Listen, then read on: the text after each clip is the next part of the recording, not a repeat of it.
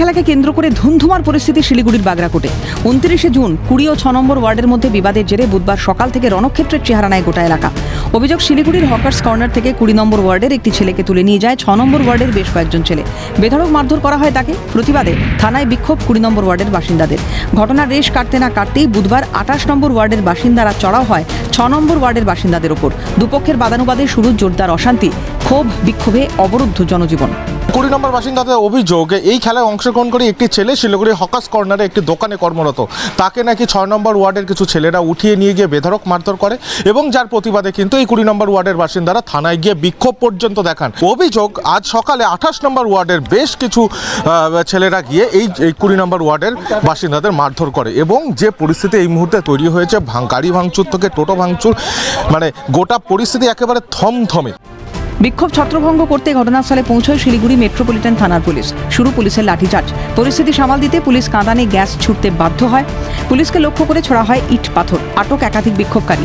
আপাতত নিয়ন্ত্রণে পরিস্থিতি, জানালেন শিলিগুড়ির পুলিশ কমিশনার সি सुधाकर। तो आप लोग तो पता है ना, क्रिकेट खेला लेके एक मारपीट हुआ। इसके लेके आज 2 वार्ड के बीच में ईट चोरी हुआ। पुलिस आगे हम लोग सिचुएशन हम लोग कंट्रोल किया, हम लोग देख रहे हैं। তবে কেন এই বিরোধ? কেন ক্রমশ আইন নিজের হাতে তুলে নেওয়ার প্রবণতা বাড়ছে শিলিগুড়িবাসীর? সুকৌশলে জবাব এড়িয়ে আবারও উত্তরবঙ্গে শান্তি বজায় রাখার বার্তা শিলিগুড়ি পুর নিগমের মেয়র গৌতম দেবের। যদিও মেয়রের গাফিলতিতেই এই অশান্তি, বিশৃঙ্খলা, শান্তিপ্রিয় শিলিগুড়িতে সাফ জানিয়ে দিলেন বিজেপি বিধায়ক শঙ্কর ঘোষ।